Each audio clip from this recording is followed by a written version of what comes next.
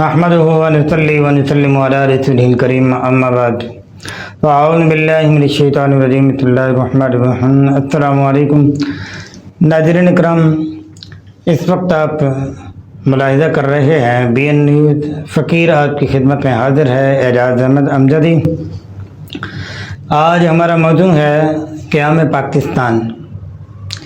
اللہ کریم نے 14 اگست 1947 کو اور ماہ رمضان کی 27 تاریخ کو 1366 ہجری کو بر صغیر کے مسلمانوں پر احسان عظیم فرماتے ہوئے انہیں پاکستان کی صورت میں ایک آزاد اسلامی ریاست عطا فرمائی ہے۔ اس عظیم شان انعام کے سبب یہ دن پاکستانی مسلمانوں کے لیے بڑا یادگار دن ہے۔ اسی وجہ سے ہر سال 14 اگست کو یوم آزادی کے طور پر منایا جاتا ہے۔ اس موقع پر شکر کے جو جذبات ہوتے ہیں وہ نہایت ہی ضروری ہے ہر مسلمان پر اور پاکستانی پر خاص طور پر۔ انسان کے دل میں فطری طور پر اپنے خاندان اور اپنے وطن اور اپنی زبان سے محبت کا جذبہ ہوتا ہے۔ صاحب علم ہو یا ان پڑھ ہو، شہری ہو یا دیہاتی ہو، مسلمان ہو یا غیر مسلم ہو، سبھی بلا تفریق اپنے رشتہ داروں، اپنے دیش اور اپنی بولی سے پیار کرتے ہیں۔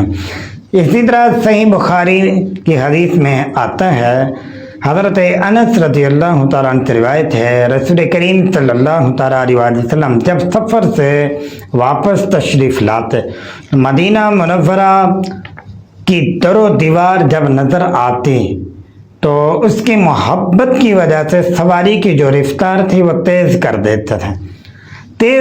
تھے، تو یہی ایک فطری محبت تھی۔ شاعر مشرق علامہ محمد اقبال علیہ الرحمہ نے بچوں کی معروف دعا، اس میں لب پہ آتی ہے دعا بن کے تمنا میری، میں ایک دیرینہ خواہش کا اظہار کیا تھا، کاش اس یوم آزادی پر قوم میں شعور بیدار ہو اور وہ ہر پاکستانی کی آرزو بن جائے۔ وہ کیا ہے؟